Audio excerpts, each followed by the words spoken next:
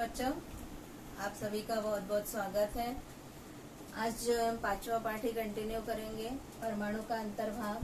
Last lecture में हमने पढ़ा था संयोजकता तथा इलेक्ट्रॉनिक संरूपण में संबंध पढ़ा था। संयोजकता और संयोजकता इलेक्ट्रॉन पढ़ा और संयोजकता और इलेक्ट्रॉनिक संरूपण में संबंध निश्चित होता है, ये हमने देखा। अब एक बार और हम देखते हैं कि जिन तत्वों की बाहरी कक्षा में 4 या 4 से कम इलेक्ट्रॉन होते हैं, उनके सबकी जो है संयोजकता और संयोजकता इलेक्ट्रॉन दोनों समान होते हैं। अगर एक इलेक्ट्रॉन है तो संयोजकता भी एक होगी और संयोजकता इलेक्ट्रॉन भी एक होगा। 2 इलेक्ट्रॉन है बाहरी कक्षा में तो संयोजकता भी 2 होगी, संयोजकता इलेक्ट्रॉन भी 2 होंगे। 3 होंगे तब भी जो है संयोजकता और संयोजकता इलेक्ट्रॉन समान होंगे। 4 होंगे तब भी जो है समान होंगे। लेकिन जो है 4 से अधिक होंगे तो जितने इलेक्ट्रॉन कम होंगे अष्टक पूर्ण करने से, 8 इलेक्ट्रॉन पूर्ण करने से जितने इलेक्ट्रॉन कम होंगे वो उसकी संयोजकता होती है। जैसे 5 है तो बाहरी कक्षा में 5 इलेक्ट्रॉन हुए तो संयोजकता इलेक्ट्रॉन कितने हुए? 5। लेकिन 8 इलेक्ट्रॉन का पूर्ण करने के लिए कितने इलेक्ट्रॉन कम है? 3। तो 3 इलेक्ट्रॉन जो कम है वो क्या होंगे?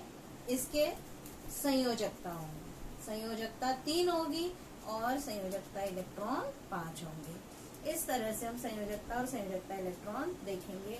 अब आपकी बुक में कुछ सारणियां दी हुई हैं तो उन सारणियों को आपको भरना है। मैं केवल आपको आइडिया दे रही हूँ कि कैसे भरना है, कि तत्व का परमाणु क्रमांक क्या होता है। तो तत्व का परमाणु क्रमांक मतलब तत्व में पाए जाने वाले जो इलेक्ट्रॉन की संख्या होती है या तत्व में पाए जाने वाले प्रोटॉन की संख्या को ही परमाणु क्रमांक कहते हैं। इसको Z संकेत से दर्शाया जाता है। अब जितने भी परमाणु क्रमांक दिए होंगे वो क्या होंगे? उनके इलेक्ट्रॉनों की संख्या होगी या प्रोटॉनों की संख्या होगी और फिर उस आधार पर जो है आप उसका इलेक्ट्रॉनिक संरूपण करेंगे और बाह्यतम कवच में कितने इलेक्ट्रॉन है वो बताएंगे। जैसे लिथियम है, उदाहरण के लिए है लिथियम है। लिथियम में कितने हैं? परमाणु क्रमांक जो है इसका 3 है। तो इलेक्ट्रॉनिक संरूपण करेंगे तो पहली कक्षा में 2 और दूसरी कक्षा में 1। मतलब इसकी बाहरी कक्षा में कितने इलेक्ट्रॉन हुए? बाह्यतम कवच में इलेक्ट्रॉनों की संख्या कितनी हो जाएगी? 1 होगी। ऑक्सीजन में हमने क्या देखा? ऑक्सीजन में 8 होता है तो 2 और 6, मतलब बाह्यतम कवच में इलेक्ट्रॉनों की संख्या हो गई 6। इसमें कितनी हो गई? 1 हो गई। ठीक है। इस तरह से अब इलेक्ट्रॉनों की संख्या अगर आपको मालूम है तो उसका आप इलेक्ट्रॉनिक संरूपण ऐसे कर सकते हैं। फिर संयोजकता इलेक्ट्रॉनों की संख्या मतलब बाहरी कवच में कितने इलेक्ट्रॉनों की संख्या है वो आप लिख सकते हैं। फिर संयोजकता मतलब 4 या 4 से अधिक इलेक्ट्रॉन है, मतलब 4 तक है तो संयोजकता और संयोजकता इलेक्ट्रॉन समान है। और अगर 4 से अधिक है बाहरी कक्षा में तो कितने इलेक्ट्रॉन? 2 इलेक्ट्रॉन लेकर वो 8 इलेक्ट्रॉन पूर्ण करेगा तो 2 इसकी क्या हुई? संयोजकता हो गई। और संयोजकता इलेक्ट्रॉन कितने हुए? 6 हुए। इस तरह से आप निकालेंगे। ठीक है। इसके बाद जो है जैसे एक उदाहरण दिया है, सल्फर में 16 प्रोटॉन है और 16 न्यूट्रॉन है तो इसका परमाणु क्रमांक और परमाणु द्रव्यमानांक कितना होगा? सल्फर में 16 प्रोटॉन है, प्रोटॉन बराबर कितने हैं? सल्फर मतलब S गंधक, 16 प्रोटॉन है और न्यूट्रॉन भी 16 है तो 16 और 16 कितने हो गए? 32। मतलब इसमें परमाणु क्रमांक Z बराबर हुआ 16 और परमाणु द्रव्यमानांक A बराबर कितना हो गया? 32 हो गया। ये नाभिक में पाए जाने वाले 16 प्रोटॉन 16 न्यूट्रॉन दोनों को जोड़ दिया तो आ गया 32। तो इसका परमाणु क्रमांक 16 और परमाणु द्रव्यमानांक हो गया 32 हो गया। इस तरह से जो है इसको लिखा जाता है। इसके बाद हम पढ़ेंगे समस्थानिक पढ़ेंगे। समस्थानिक क्या होता है?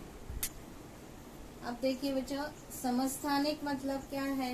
तत्व का जो परमाणु क्रमांक होता है वो उस तत्व का मूलभूत गुणधर्म होता है, उसकी रासायनिक पहचान होती है। परमाणु क्रमांक अगर किसी तत्व का आपको मालूम है तो उस तत्व के बारे में हम सारी जानकारी प्राप्त कर सकते हैं। उसका इलेक्ट्रॉनिक संरूपण कर सकते हैं, उसमें इलेक्ट्रॉन की संख्या जान सकते हैं, प्रोटॉन की संख्या जान सकते हैं, न्यूट्रॉन की संख्या जान सकते हैं, उसको आवर्त सारिणी में कहाँ स्थान दिया है। आप 9th में पढ़ेंगे आवर्त सारिणी, 10th में पढ़ने वाले हैं कि तत्वों को जो है सारिणी में रखा गया है वैज्ञानिकों ने। तो अब जो है यहाँ पर प्रकृति में कुछ तत्व ऐसे होते हैं जिनके परमाणु क्रमांक तो समान होते हैं लेकिन परमाणु द्रव्यमानांक भिन्न भिन्न होते हैं। ऐसे भिन्न भिन्न परमाणु द्रव्यमानांक वाले और समान परमाणु क्रमांक वाले तत्वों को ही के परमाणुओं को समस्थानिक कहते हैं। एक ही तत्व के ऐसे भिन्न परमाणु द्रव्यमानांक वाले परमाणुओं को जिनके परमाणु क्रमांक तो समान होते हैं लेकिन परमाणु द्रव्यमानांक भिन्न होते हैं, उन्हें समस्थानिक कहते हैं।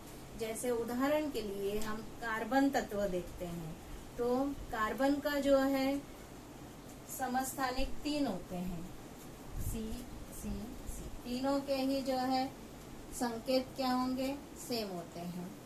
तीनों का ही परमाणु क्रमांक कितना होता है, 6 और 6। लेकिन परमाणु द्रव्यमानांक कितना होता है, एक समस्थानिक का 12 होता है, दूसरे का 13 होता है और इसका 14 होता है। मतलब इन तीनों के परमाणु क्रमांक तो समान है लेकिन परमाणु द्रव्यमानांक भिन्न भिन्न है। अब इसमें जो है इसका परमाणु द्रव्यमानांक हमको लिखना है तो कितना हुआ, 12। इसका लिखना होगा तो 13, इसका लिखना होगा तो 14 है। अब परमाणु क्रमांक Z मतलब क्या, परमाणु क्रमांक कितना है, तीनों का ही 6 है, इसका भी 6, इसका भी 6 और इसका भी 6 हुआ। अब हमें यहाँ पर न्यूट्रॉन की संख्या निकालनी है। न्यूट्रॉन की संख्या कैसे निकालते हैं, परमाणु द्रव्यमानांक में से परमाणु क्रमांक घटा देते हैं तो आ जाती है न्यूट्रॉन की संख्या। तो 12 में से 6 गए तो कितने बचे, 6 बचे। फिर 13 में से 6 गए तो 7 बचे न्यूट्रॉन की संख्या। इसमें न्यूट्रॉन की संख्या अलग है, इसमें कितनी हुई, 14 में से 6 गए तो 8 बचे। मतलब तीनों कार्बन के 3 समस्थानिक है जिनके परमाणु क्रमांक समान है लेकिन परमाणु द्रव्यमानांक भिन्न होते हैं और इनमें न्यूट्रॉन की संख्या भी भिन्न होती है। इस तरह से ये समस्थानिक हुआ। हाइड्रोजन के भी 3 समस्थानिक होते हैं, तीनों का परमाणु क्रमांक 1 होता है लेकिन परमाणु द्रव्यमानांक 1, 2 और 3 होता है। मतलब हमने क्या पढ़ा था, हाइड्रोजन में न्यूट्रॉन की संख्या नहीं होती है लेकिन जो है हाइड्रोजन के जो समस्थानिक है उनमें न्यूट्रॉन की संख्या होती है, क्योंकि 1, 2 और 3 जिनमें 1 होगा तो 1 में से 1 गया 0, लेकिन जिसका 2 परमाणु द्रव्यमानांक होगा 2 में से 1 गया 1, उसमें 1 न्यूट्रॉन होगा, तीसरे में 2 न्यूट्रॉन होंगे। ठीक है, इस तरह से आपको होमवर्क दूंगी, उसमें आप समस्थानिक की सारणी भर के मुझे दिखाएंगे। आज इतना ही पढ़ेंगे, इसकी आप प्रैक्टिस कीजिए, बार बार वीडियो देख के समझने की कोशिश कीजिए। बहुत समझने वाला वीडियो है और बहुत ध्यान से समझिए। धन्यवाद।